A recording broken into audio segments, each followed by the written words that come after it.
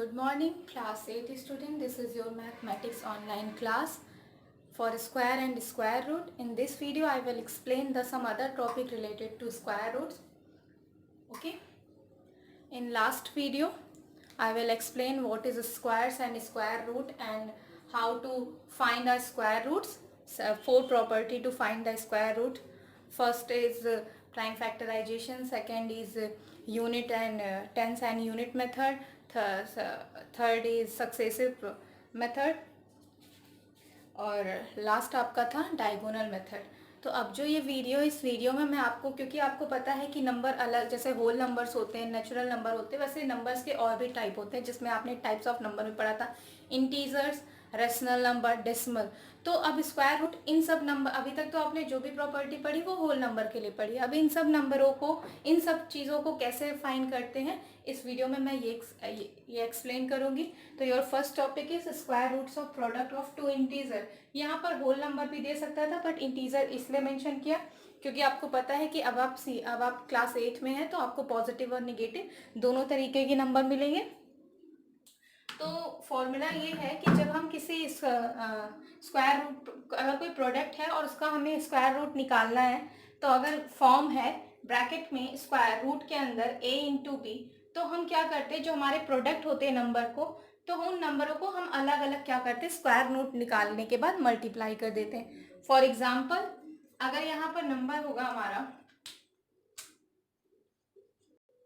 Bracket में 5 into, हमें root निकाला है ना, 25 इंटू 36.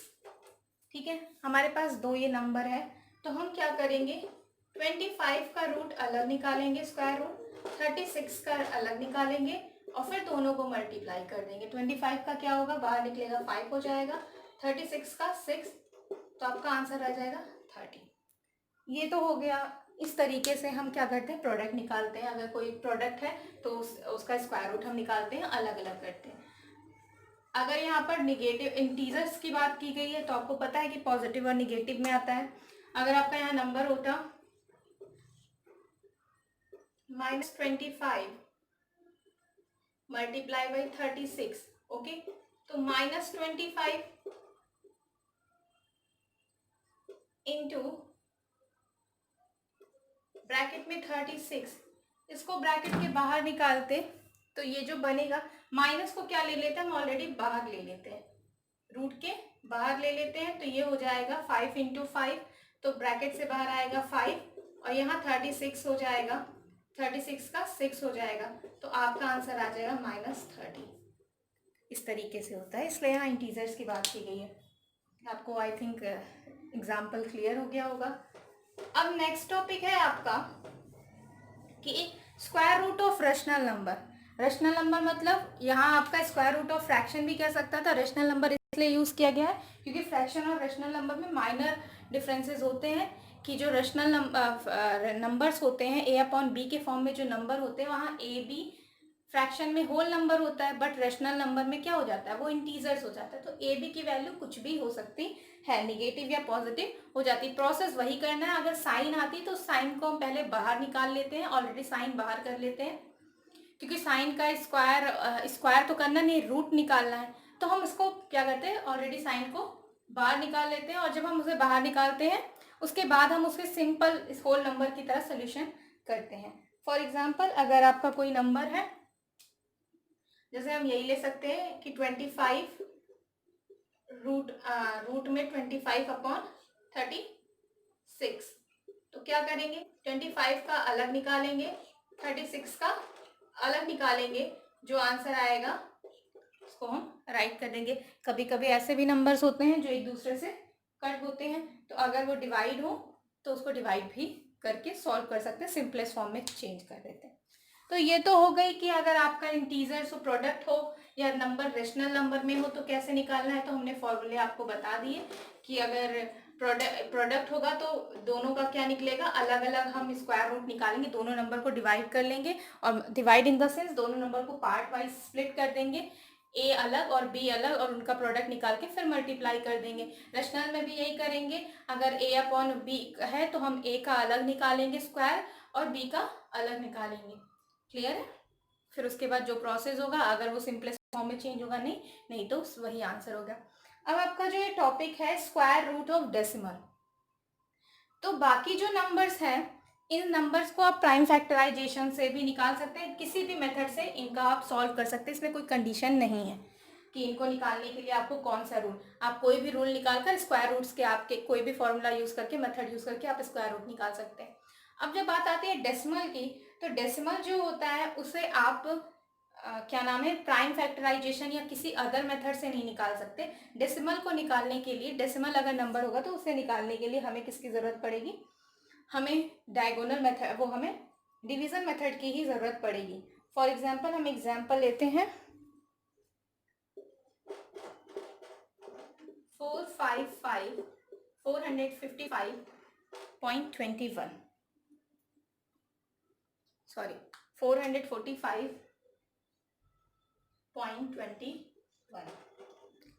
देखिए डेसिमल में एक पार्ट हो, डेसिमल में आपको पता है कि डेसिमल में दो पार्ट होते हैं, एक पार्ट को होल नंबर बोलते हैं, एक पार्ट को डेसिमल पार्ट बोलते हैं। तो याद रखिए हम जब डायगोनल मेथड यूज़ करते हैं तो डायगोनल मेथड में हम क्या निकालते हैं, पीरियड्स निकालते हैं। हम ये पता करते हैं कि कितना पेयर बनेगा। तो इसमें यहीं पर थोड़ा सा ट्विस्ट होता है, यहीं पर थोड़ी सी चेंजेस होती है कि जब हम किसी डेसिमल का डायगोनल मेथड से निकालते हैं, डायगोनल मेथड से ही निकलेगा, जब हम किसी डेसिमल का स्क्वायर रूट निकालते हैं तो हम दोनों पार्ट का अलग अलग पेयर बनाते हैं। इन सेंस मतलब इसका मतलब कि अगर 445 आपका होल नंबर है और 21, तो हम ऐसा नहीं कि पेयर ऐसे डायरेक्ट बना देंगे, इधर ले लिया, ये यहाँ पर अगर कोई और वैल्यू होती तो हम ये नहीं था कि ऐसे पेयर बना देंगे कि 13 का ये पेयर बन गया, 5 2 1 में बन गया, ऐसे नहीं। जब इस तरीके के नंबर्स होते हैं तो हम डेसिमल का अलग पेयर बनाते हैं और होल नंबर का हम पेयर अलग करते हैं। डेसिमल के पेयर के लिए यहाँ पर हम देखते हैं पेयर में कमी होती है, तो आपको पता है कि डेसिमल के बाद 0 बढ़ा देने से हमारा कुछ नहीं होता, तो हम इसका पेयर बनाते हैं, फिर हम इस पार्ट को क्या करते हैं, अलग से पेयर बनाते हैं।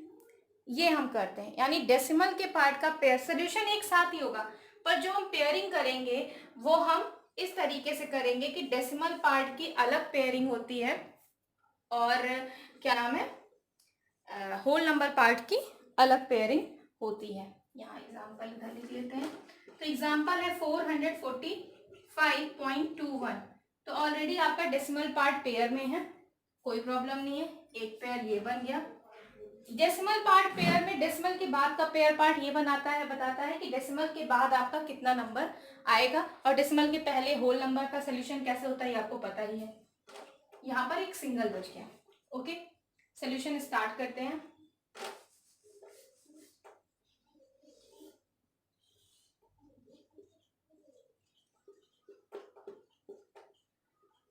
ये सिंगल टेबल पढ़ते हैं, ठीक है, ऐसे कि उसी से मल्टी हो तो 2 2 जा 4 होता है, 4 से 4 क्या करते हैं हम, प्रोसेस बता चुके हैं इसलिए ज्यादा डीपली आने जाते। 4 से 4 कैंसिल कर दिया, अब ये पेयर के साथ क्या होगा, राइट कर दिया, 2 हम इसमें ऐड करते हैं, 2 2 जा 4, वैल्यू रखते हैं। आप देख रहे हैं कि यहाँ अगर हम कोई भी वैल्यू रखेंगे तो 45 से ज्यादा हो जाएगा, तो हम सिर्फ यहाँ पर वैल्यू क्या रखेंगे, 1 टाइम्स ले जाएंगे, तो 1 टाइम्स ले जाएंगे तो 41 बन जाएगा, 1 आ गया, यहाँ पर इसको ऐड कर दीजिए, 42 हो गया, ये आ गया, सब्सट्रैक्ट किया तो यहाँ पर 4 बचा, बाकी कैंसिल। अब जैसे ही हम डेसिमल पार्ट को लेना स्टार्ट करते हैं, जैसे ही हम डेसिमल पार्ट लेते हैं वैसे ही हम डेसिमल को यहाँ पर मेंशन कर देते हैं।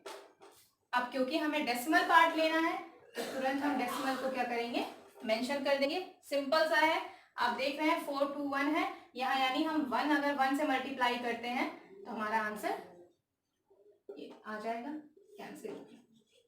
आंसर इसका क्या आया, 21.1। आपने ये देखा, आपको बात क्या याद रखनी है, इसमें 2 या 3 बात याद रखनी है। फर्स्ट आपको ये याद रखना है कि जब हम डेसिमल नंबर का स्क्वायर रूट निकालते हैं तो हम होल नंबर के पार्ट का अलग पेयर बनाते हैं और डेसिमल के पार्ट का अलग पेयर बनाते हैं। फॉर एग्जांपल में हमने दिखा दिया था कि अगर हम ये नंबर लेते हैं 455, हम यहाँ दे रहे हैं, अब इसका हम सोल्यूशन नहीं करेंगे, 321, अब हमारे पास ये नंबर है तो हम इसका अलग पेयर बनाते हैं, इसका अलग पेयर, क्योंकि ये पेयर बन नहीं रहा है, उसको पेयर बनाने के लिए हम क्या कर सकते हैं, डेसिमल के पार्ट को हमें पेयर बनाना ही पड़ता है। और आपको पता है अगर हमें पेयर बनाना है तो हम डेसिमल के लेफ्ट साइड अगर कितने भी, राइट साइड अगर हम कितने भी जीरो बढ़ाते जाए पार्ट में तो हमारी वैल्यू पर कोई इफेक्ट नहीं पड़ता। तो हमें यहाँ एक पेयर की जरूरत है तो हम क्या करेंगे, एक जीरो बढ़ा दिए, तो अब हमारा क्या बन गया, इसका पेयर अलग बन गया, इसका अलग। होल का तो आपको पता ही है, जो सिंगल बच जाता है उसके बाद उसका सोल्यूशन स्टार्ट कर देते हैं। तो उसके बाद क्या करते हैं, एक बात तो आपको याद रखनी है कि डेसिमल का अलग पेयर बनाते हैं और होल नंबर का अलग पेयर बनाते हैं। सेकंड, आपको क्या करना रहता है कि सोल्यूशन एकदम सेम वैसे ही होता है जैसे नॉर्मल डिवीजन मेथड का या होल नंबर के लिए डिवीजन मेथड का करते हैं। थर्ड बात आपको क्या याद रखनी है कि जैसे ही आप डेसिमल पार्ट को ले आते हैं सोल्यूशन में, जैसे आप याद रखिए डिवाइड जब करते हैं डेसिमल का, तो जैसे ही आप डेसिमल को ले आते हैं डिवाइड के लिए, डेसिमल के पार्ट को ले आते हैं, तुरंत ही आपको क्या लगाना पड़ता है, पॉइंट लगाना पड़ता है। तो सेम यही यहाँ पर भी वही है कि जैसे ही आपने डेसिमल के पार्ट को लिया वैसे ही आप यहाँ पर पॉइंट यूज कर देंगे। क्लियर है, इस बात को मत भूलिएगा। इसके बाद आपके कुछ टॉपिक्स हैं इसमें और भी कि approximate square root by division method. Approximate value के लिए दो टॉपिक आपके बचते हैं, एक एस्टिमेट बच रहा है और एक अप्रोक्सीमेट बच रहा है। तो अप्रोक्सीमेट अगर स्क्वायर रूट आपको निकालना है तो आपको अप्रोक्स नंबर दिया जाता है, आपको बोला जाएगा कि डेसिमल के इतने तक हमें वैल्यू चाहिए। फॉर एग्जाम्पल अगर हमें रूट में अप्रोक्सीमेट वैल्यू की बात करें, ठीक है, अगर रूट 3 है और इसकी हमें अप्रोक्सीमेट वैल्यू चाहिए तो हम अप्रोक्सीमेट आपसे कह देगा कि डेसिमल के 2 डिजिट तक ले जाइए या डेसिमल के 3 डिजिट तक ले जाइए, क्योंकि आप देख रहे हैं यहाँ पर 3 क्या है, होल नंबर है।